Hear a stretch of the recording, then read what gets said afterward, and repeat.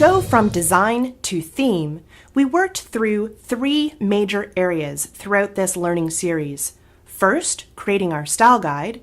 Second, building out Drupal to match the elements that we needed to do. And then finally, working on the theme itself. In this lesson, we're going to review what each of those steps were. We had the creation of the style guide, including the base rules, the component rules, and the layout rules. We extracted our design assets. We configured Drupal. We created our theme files. We uploaded and enabled the theme in our Drupal installation. And finally, we took a look at those components as they were applied in our Drupal theme and actually got down to debugging.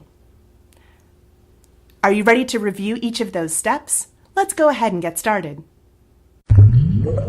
We've gone through a lot of different steps in this series. I'm going to quickly review everything that we've done from the very beginning until now to create our finished theme.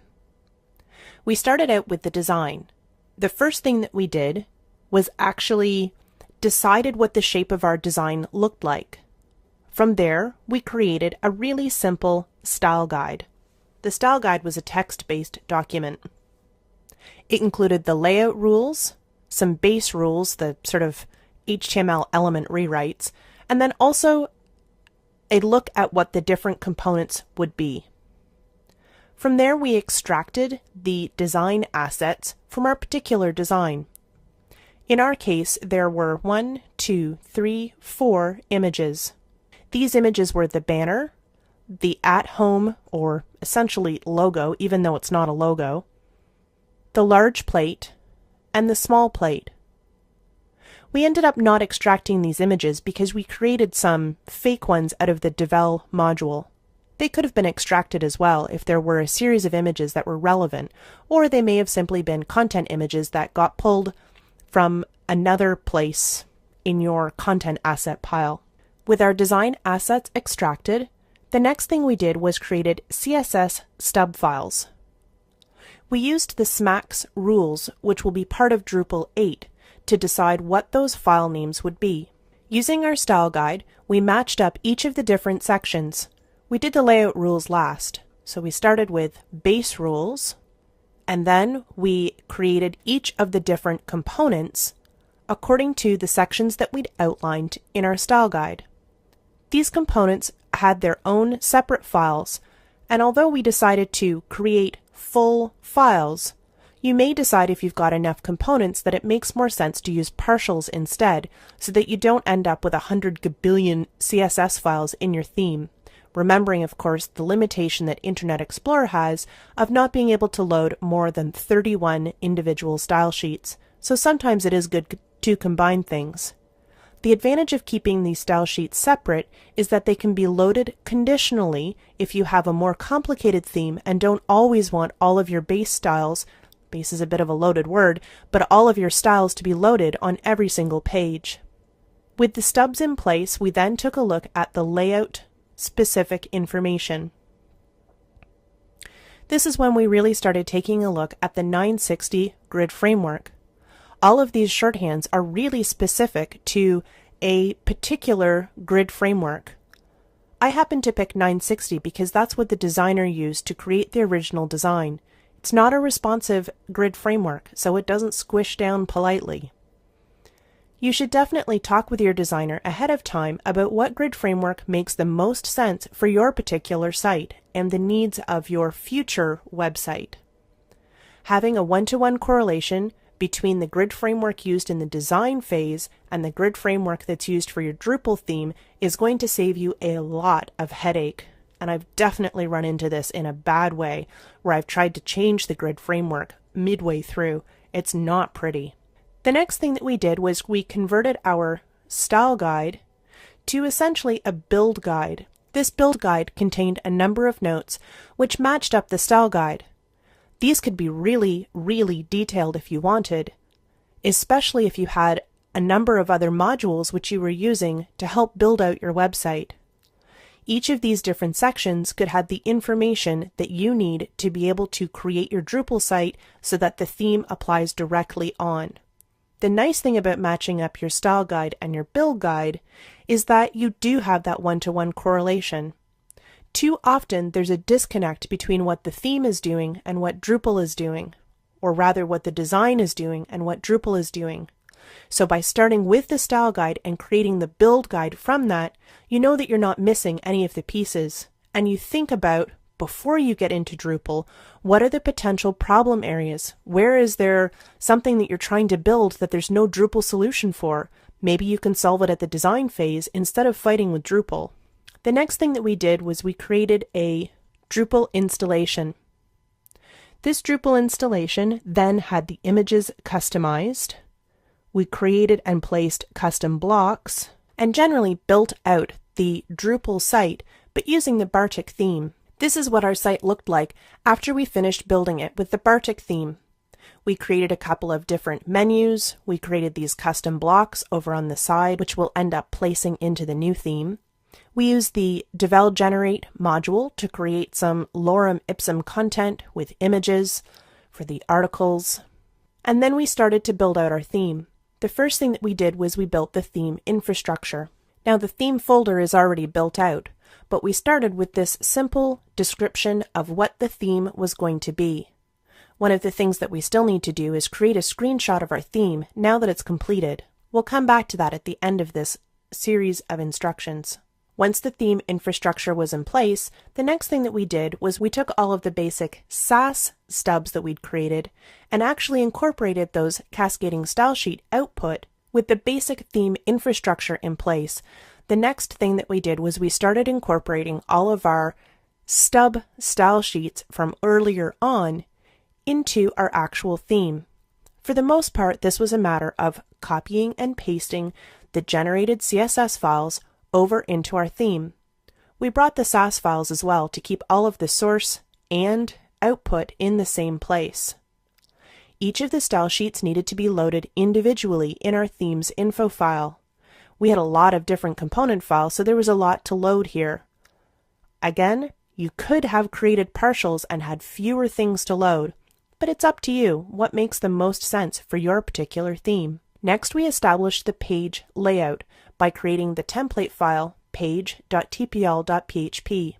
This template file has all of the changes already in it from subsequent lessons as well. But what we did here was essentially started with a HTML fragment and then added in relevant Drupal variables by referencing the API documentation at api.drupal.org.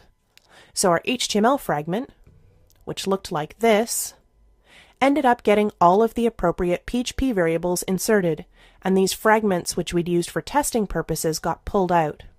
We needed to start making sure that our class names matched what we'd put into our style guide and into our CSS and Sass stubs.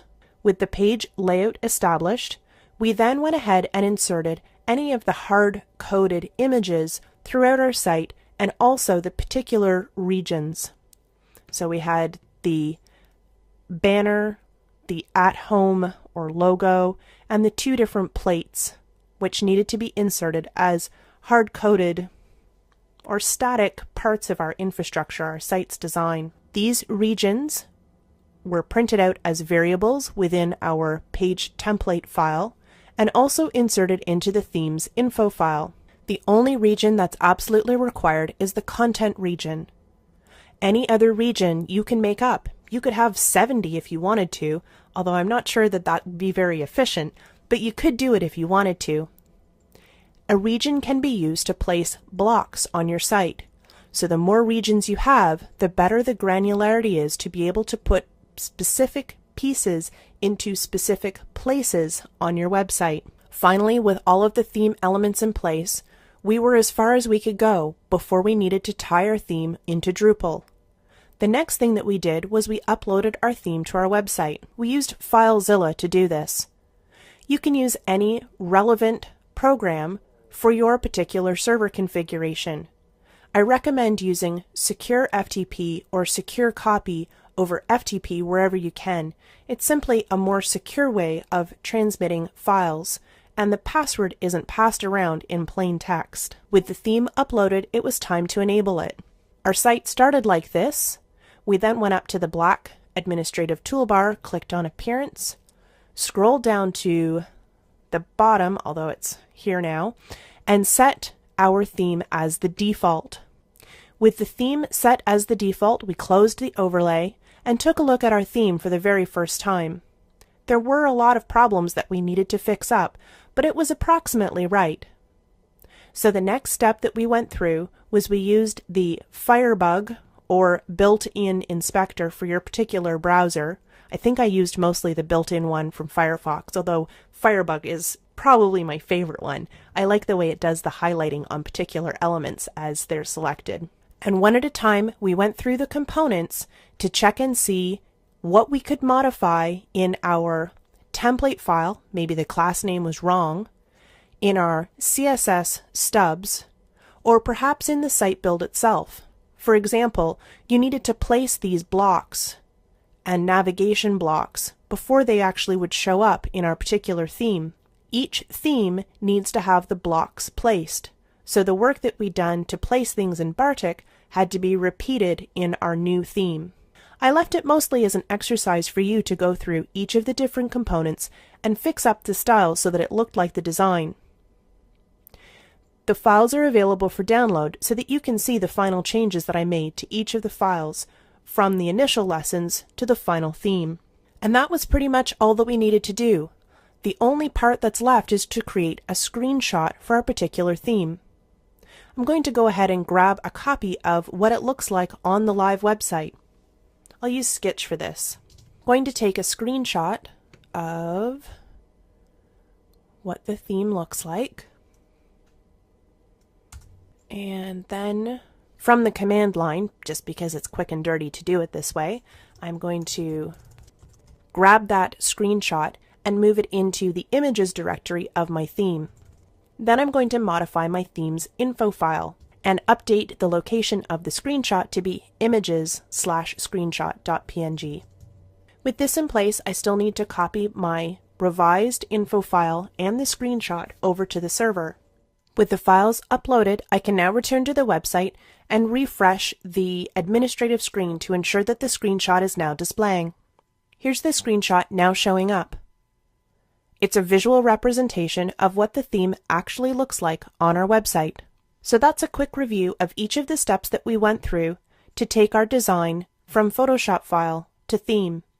There's a lot of little steps in there, and I hope you noticed that 1/3 of our time was spent on planning, 1/3 of our time was spent building out Drupal, and then the last third of our time was spent making the relationship between the design files that we created and the Drupal website that we created.